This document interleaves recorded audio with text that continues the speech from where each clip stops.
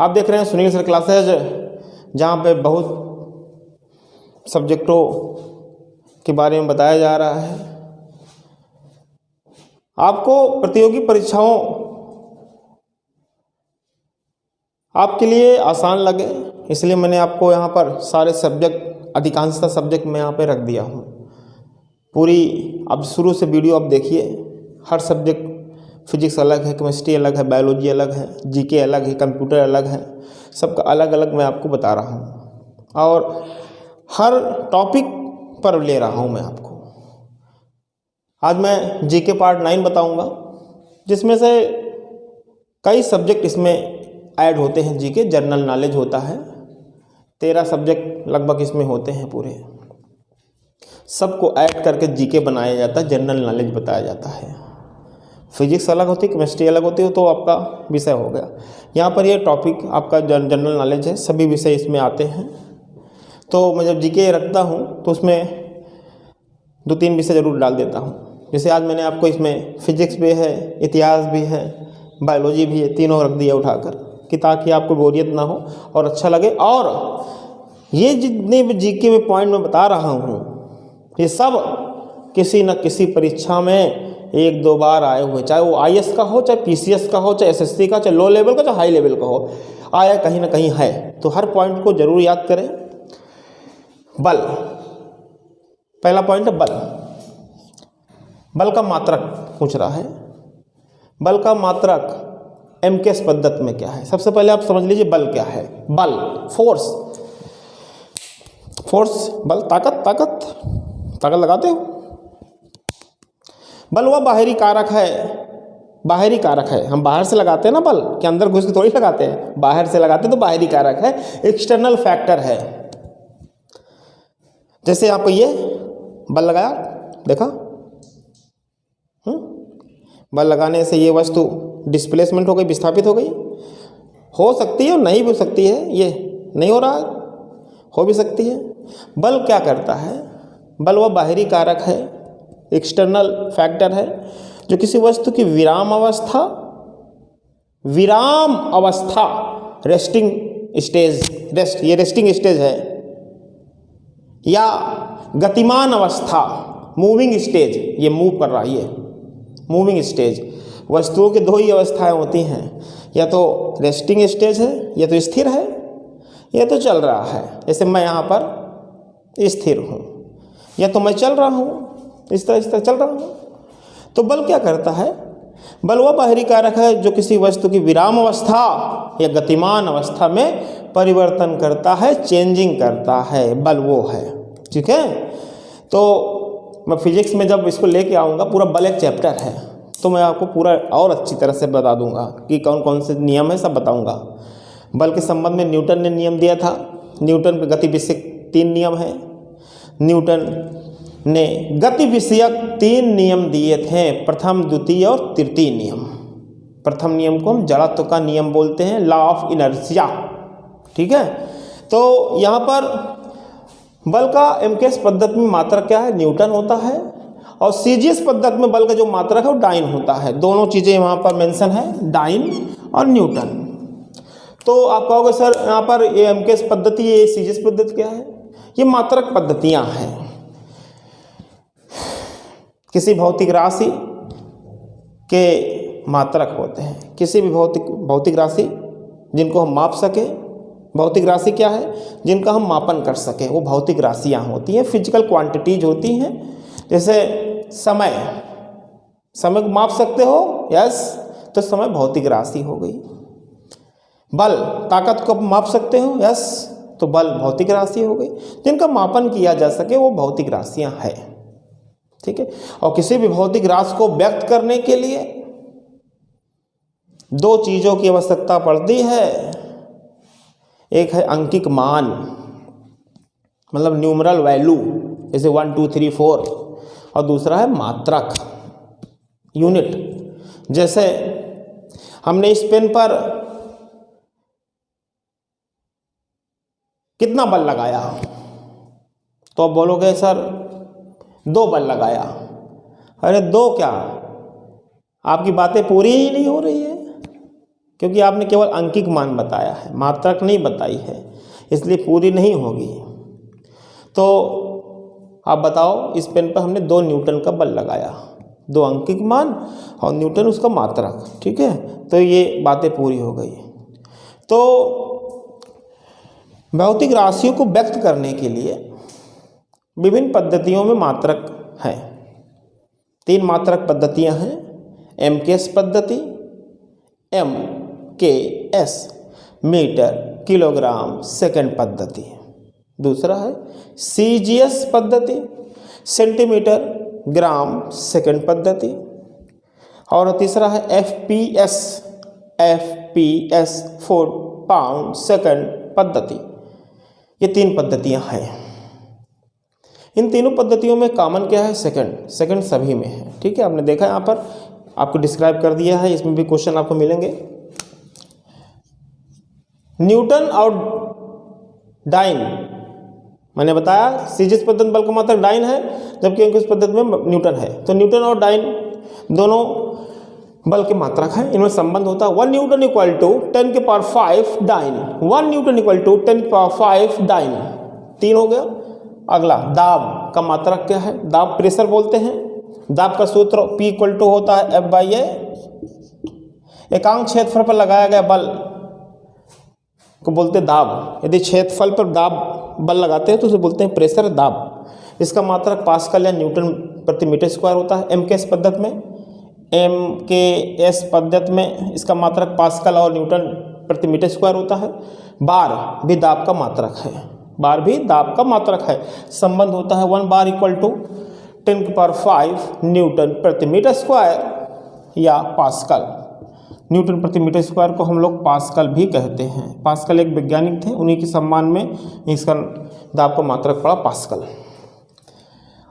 चलिए आते हैं, ये फिजिक्स का पार्ट हो गया। आते हैं हम इतिहास में।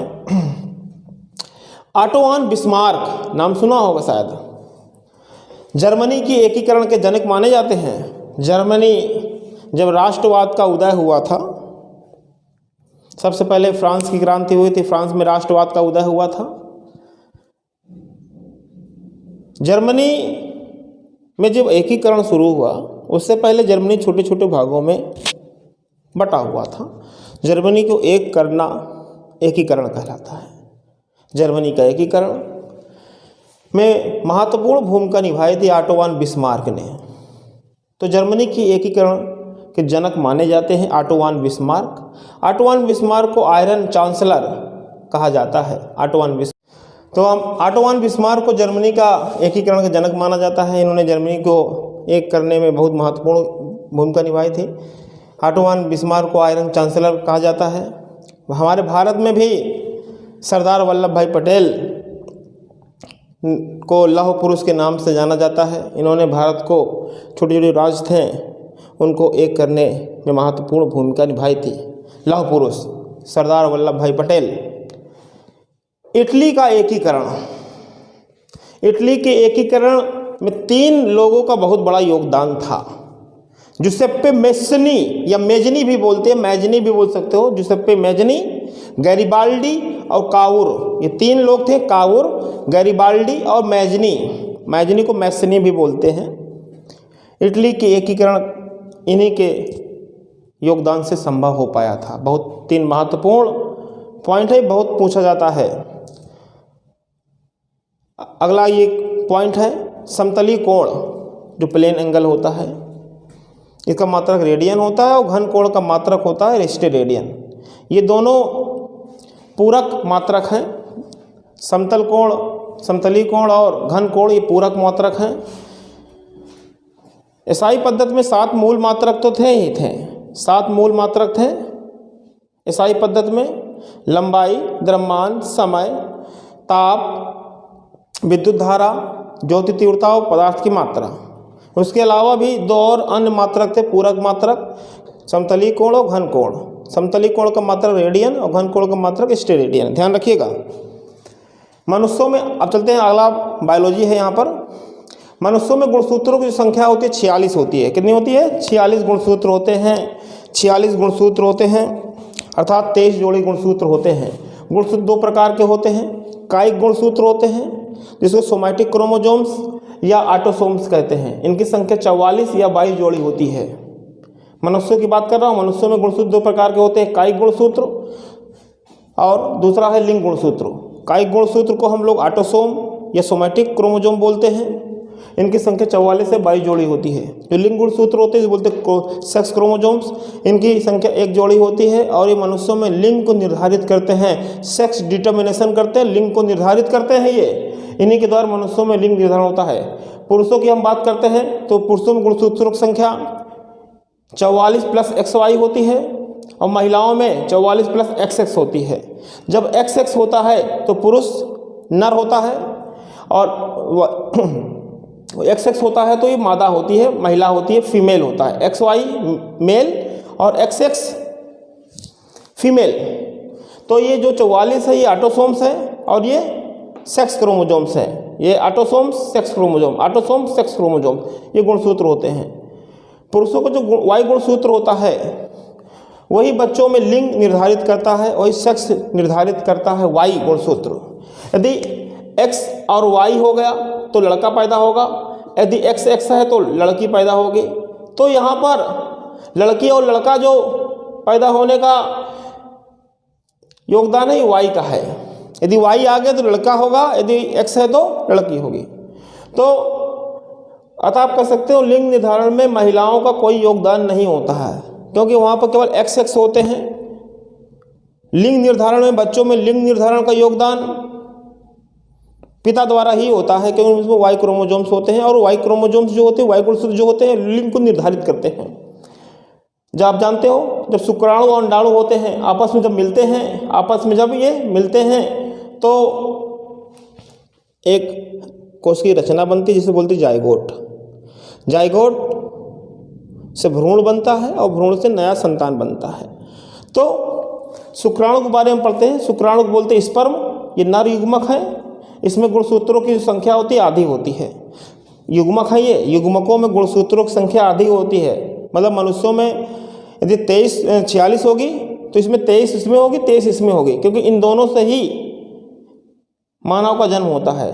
इन दोनों ही नर युग्मक और ये मादा युग्मक जब मिलते हैं तो महिला या पुरुष का जन्म होता है। तो इसमें आधी होती है 23 इसमें होती है। तब 23 ये और 23 ये जब मिल जाएंगे तो आपस में 46 हो जाएगा कि नहीं हो जाएगा। तो ये शुक्राणु होता है, ये स्पर्म होता है, ये नर युग्मक होता है, पुरुषों में बनता है। पुरुषों के एक जननांग है वृषण, टेस्टिस, उसमें बनता है। इनमें गुणसूत्रों की संख्या आधी होती है अर्थात 23 होती है। 22 ऑटोसोम और Y 22 से 23, या पुरुषों में ये होगा या 22 प्लस X होगा। तो शुक्राणु में दो प्रकार के क्रोमोसोम्स हैं आपके, X भी हैं और Y भी हैं। तो सॉरी पुरुषों में जो आपका है ये 22 प्लस Y है, 22 प्लस Y है। और अंडे में जो होता है मादा युग्मक, इसमें गुणसूत्रों की संख्या आधी होती है 22 प्लस X या 22 प्लस X।